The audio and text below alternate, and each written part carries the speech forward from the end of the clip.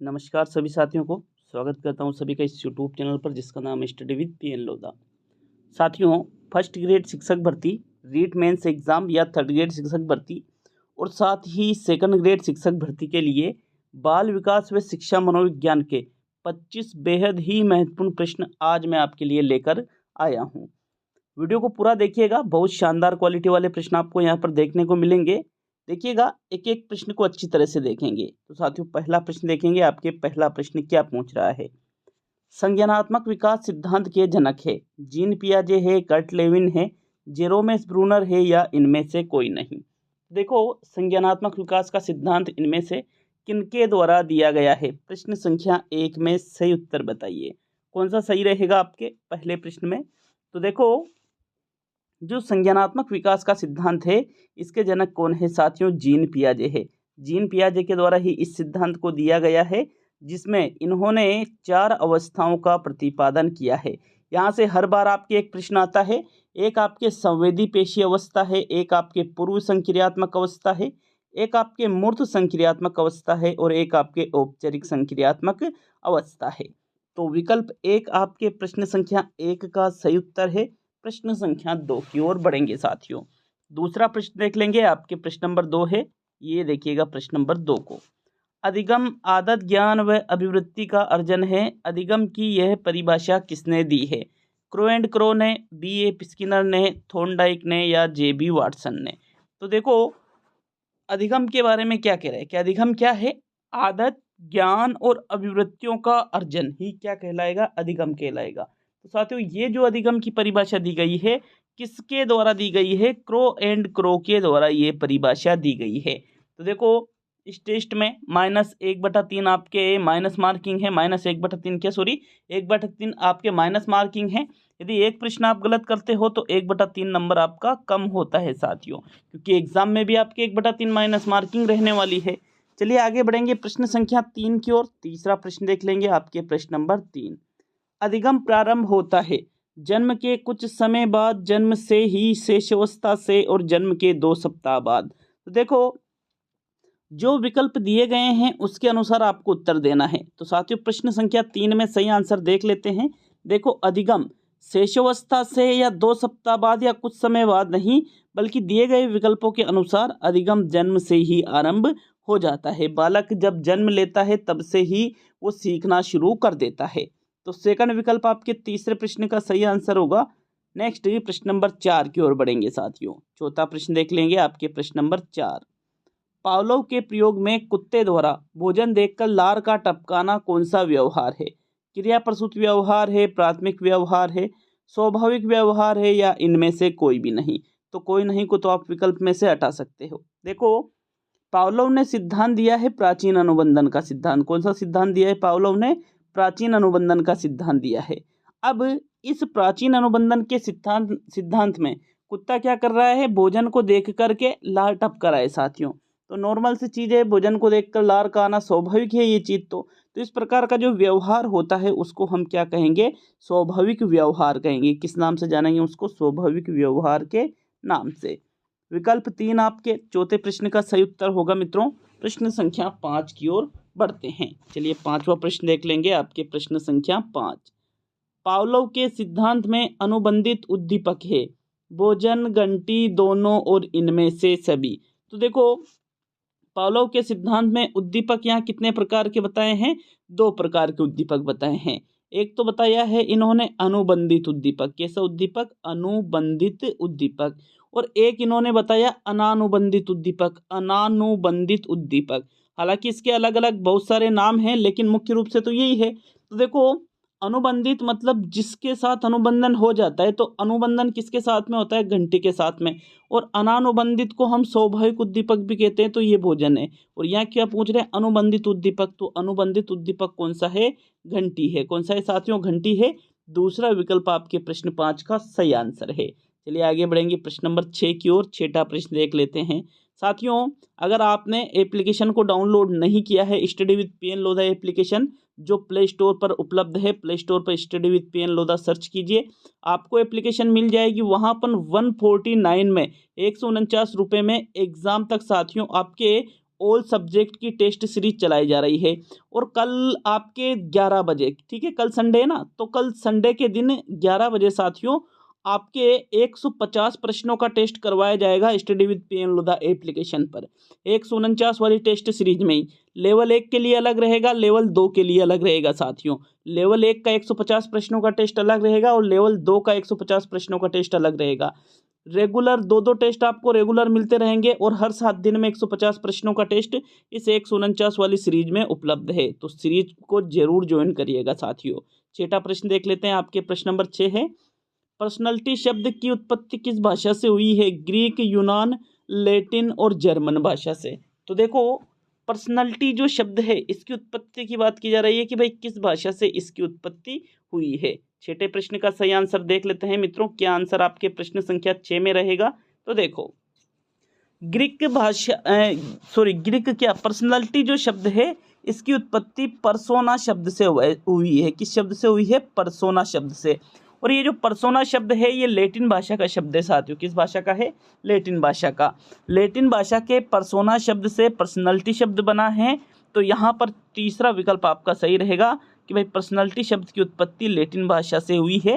Next ही प्रश्न number 7 की ओर बढ़ेंगे। छठे प्रश्न में थर्ड विकल्प सही है। आपके प्रश्न संख्या 7, व्यक्तित्व व्यक्ति के मनोदैहिक व्यवस्थाओं का गत्यात्मक संगठन है जो व्यक्ति का उसके वातावरण से अपूर्व समायोजन का निर्धारण करता है। यह कथन किसका है? आलपोर्ट का, शेल्डन का, वुडवर्थ का और गिलफोर्ड का। तो देखो यहाँ पर व्यक्तित्व के संबंध में परिभाषा दी गई है कि व्यक्तित्व क्या है? व्यक्ति के मनोदैहिक व्यवस्थाओं का गत्यात्मक संगठन, और ये इसके वातावरण से अपूर्व समायोजन का निर्धारण करता है।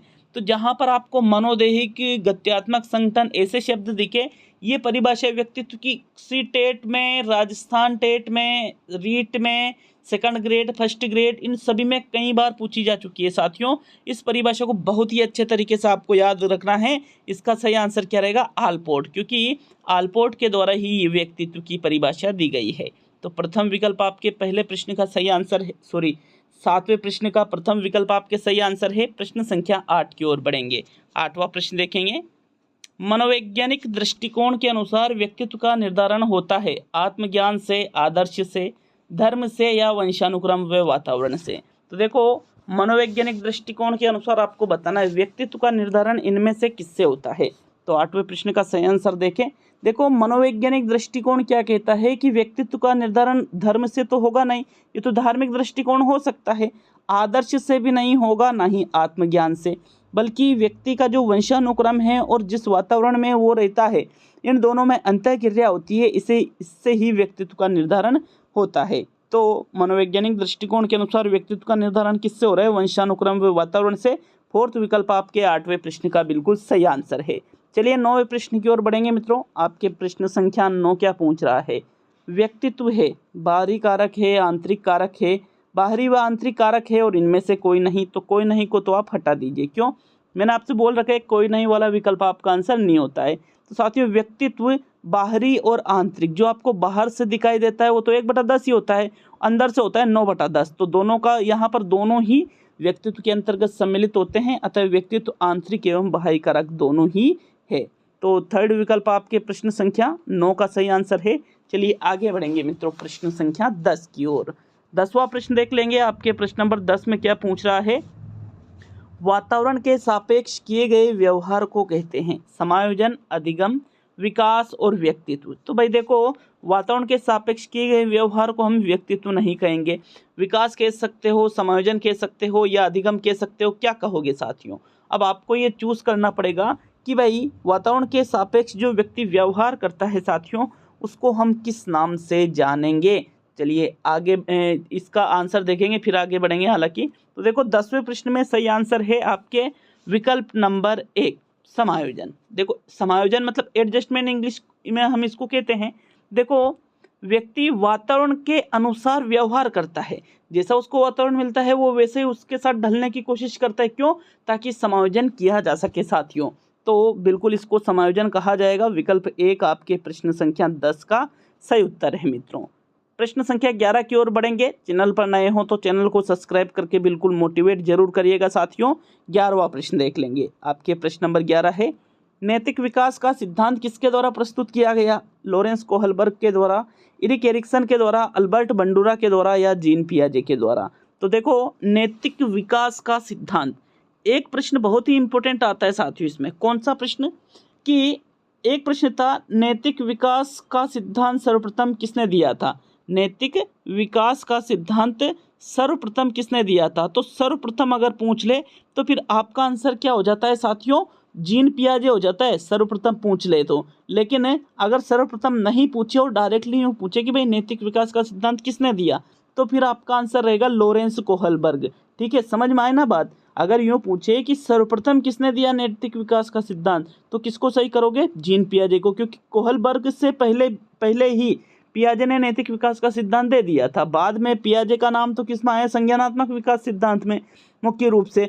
लेकिन साथ ही इन्होंने नैतिक विकास का भी सिद्धांत दिया था एक। बाकी नैतिक विकास का सिद्धांत डायरेक्टली पूछे और वहाँ कोहलबर्ग हो तो आपको कोहलबर्ग सही करना है, चाहे जीन पियाजे भी। और अगर कोहलबर्ग नहीं है तो फिर आपको पियाजे को सही कर देना है। ऐसी स्थिति आपके सामने आ जाती है। तो प्रथम विकल्प आपकी 11वें प्रश्न का सही आंसर है। चलिए आगे बढ़ेंगे प्रश्न संख्या 12 की ओर। 12वां प्रश्न देखेंगे साथियों। प्रश्न संख्या 12 है, ऐसे व्यक्ति जो बिना कर्म के फल भोगने की इच्छा करते हैं उनको हम क्या कहेंगे? तमोगुणी, रजोगुणी, सतोगुणी और सभी। तो भाई सभी पे मत चले जाना इस प्रश्न में। क्यों? क्योंकि बिना कर्म के फल भोगना, तो साथियों ऐसे व्यक्ति को आप क्या कहोगे? तीनों ही अलग अलग प्रकार है। तो ऐसे व्यक्ति को साथियों सतोगुणी तो हम नहीं कहेंगे, ये तो आपके विकल्प ही हट गया। तमोगुणी या रजोगुणी, तो साथियों ऐसे व्यक्ति को हम तामसिक प्रवृत्ति का या तमोगुणी के नाम से जानेंगे। विकल्प 1 आपके 12वें प्रश्न का सही उत्तर होगा। चलिए आगे बढ़ेंगे प्रश्न संख्या 13 की ओर। 13वां प्रश्न देख लेंगे। अंतर्मुक्ता बहिर्मुक्ता का वर्गीकरण किसने किया? कार्ल जुंग ने किया, हेंस आइंजैक ने किया, आइंजैक केटल ने किया या इनमें से सभी ने? तो देखो, एक शब्द आपने सुना होगा अंतर्मुखी बहिर्मुखी। अगर ऐसा पूछता कि अंतर्मुखी बहिर्मुखी का वर्गीकरण किसने किया या व्यक्तित्व के अंतर्मुखी बहिर्मुखी प्रकार किसने बताए, तो फिर आप किसको सही करते? कार्ल जुंग को सही करते। किसको सही करते?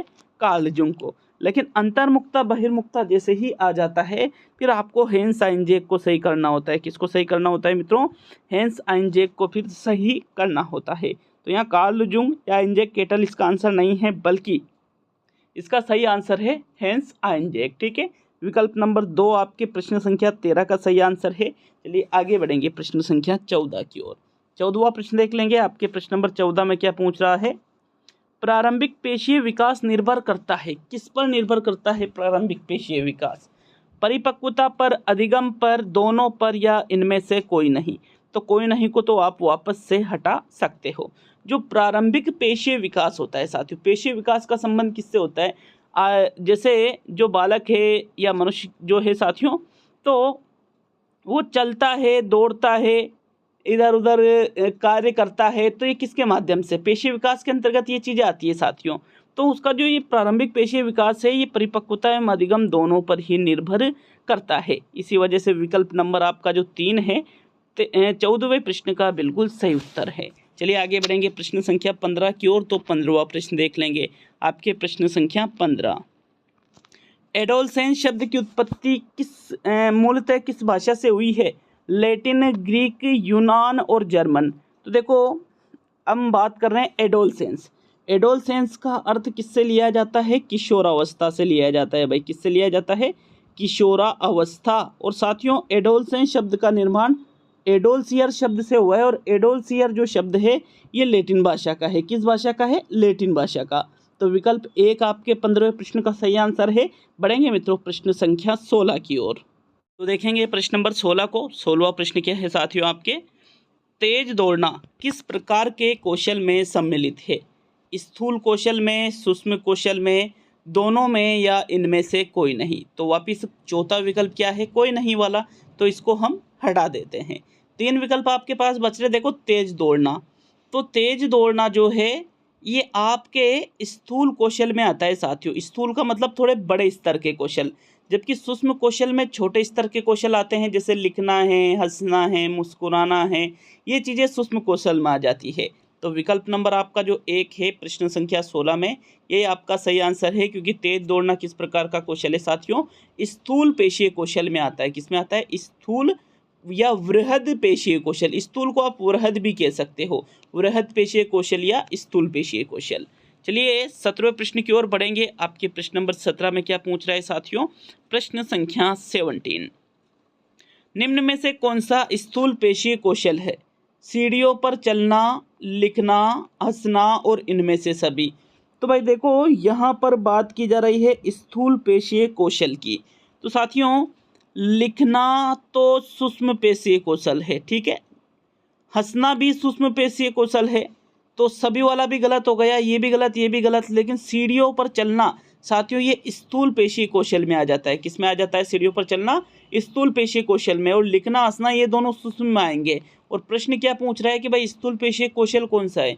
तो इस वजह से आपका आंसर कौन सा रहेगा? विकल्प नंबर 1 प्रश्न संख्या 17 का सही आंसर रहेगा साथियों।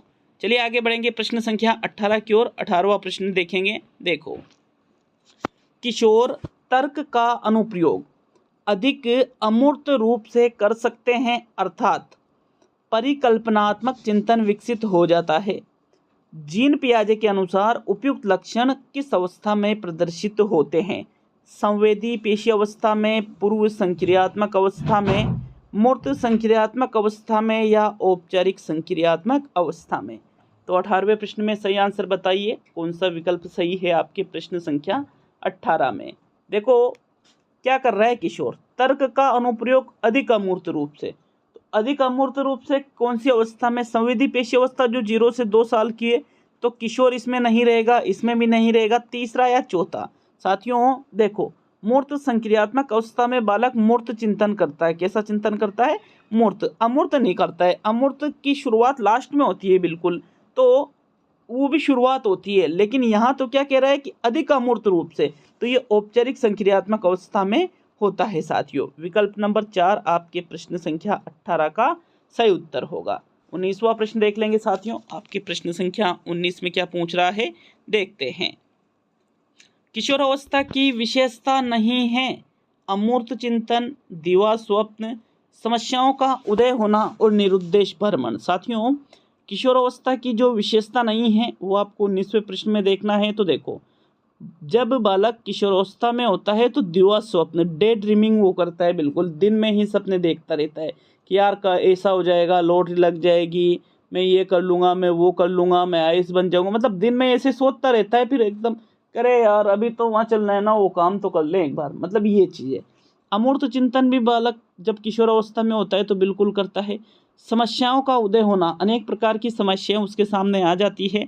लेकिन निरुद्देश भ्रमण, बिना उद्देश्य के इधर उधर घूमना, ये किशोरावस्था में नहीं होता है।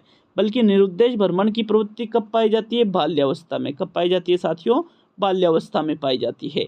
तो इस वजह से विकल्प नंबर 4 आपके प्रश्न संख्या 19 का सही आंसर है। देखेंगे 20वें प्रश्न को। आपके प्रश्न नंबर 20 है, शेष अवस्था में अभाव होता है। किसका अभाव होता है शेष अवस्था में? अधिगम का, नैतिकता का, जिज्ञासा प्रवृत्ति का, और इनमें से कोई नहीं। तो वापिस कोई नहीं है, हटा दीजिए इसको। देखो, शेष अवस्था का सीधा सा मतलब है 0 से लेकर 5 या 6 वर्ष की जो अवधि है, इसी को हम क्या कहते हैं? शेष अवस्था। बालक शिशु रूप में होता है। तो साथियों अधिगम तो वो जन्म से ही करता है, तो इसका तो अभाव नहीं होता है। लेकिन नैतिकता का अभाव होता है। वो नैतिकता के बारे में कुछ भी नहीं जानता है कि नैतिकता चीज़ क्या है, ठीक है। तो शेषावस्था में किसका अभाव होगा साथियों? नैतिकता का अभाव होगा। बाकी जिज्ञासा प्रवृत्ति उसके अंदर पाई जाती है। वो उसके सामने मतलब जो भी कोई नई चीज़ दिखती है तो उसके बारे में जानने का प्रयास जरूर करता है। ये दोनों विशेषता जो विशेषता है ये शेष अवस्था में पाई जाती है, लेकिन नैतिकता नहीं पाई जाती है। तो विकल्प नंबर 2 आपके प्रश्न 20 का सही आंसर है।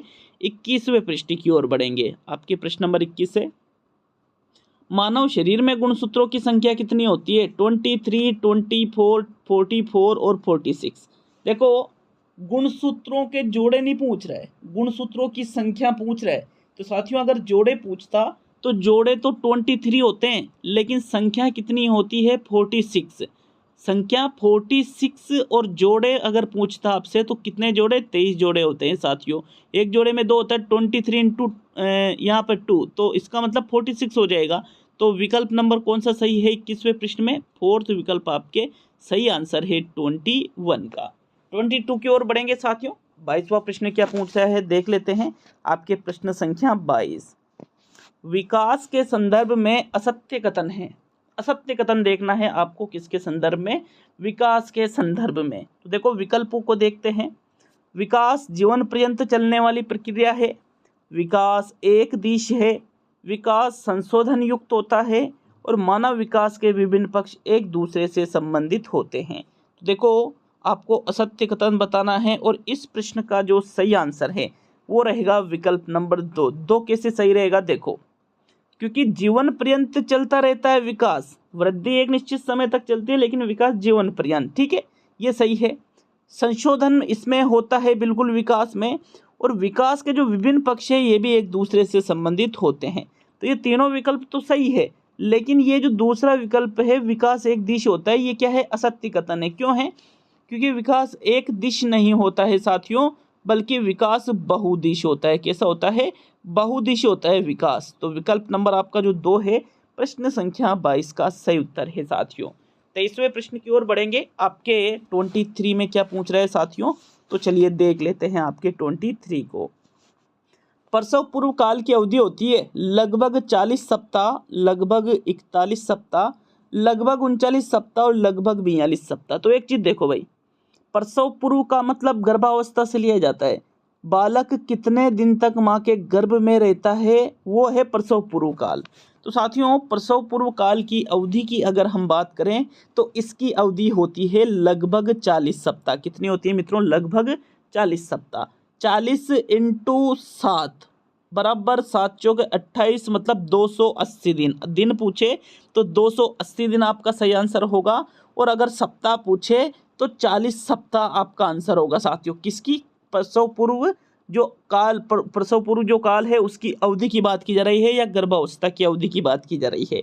तो प्रथम विकल्प 23 का सही आंसर है। चलिए आज का सेकंड लास्ट प्रश्न देख लेते हैं। आपके सेकंड लास्ट 24 प्रश्न है।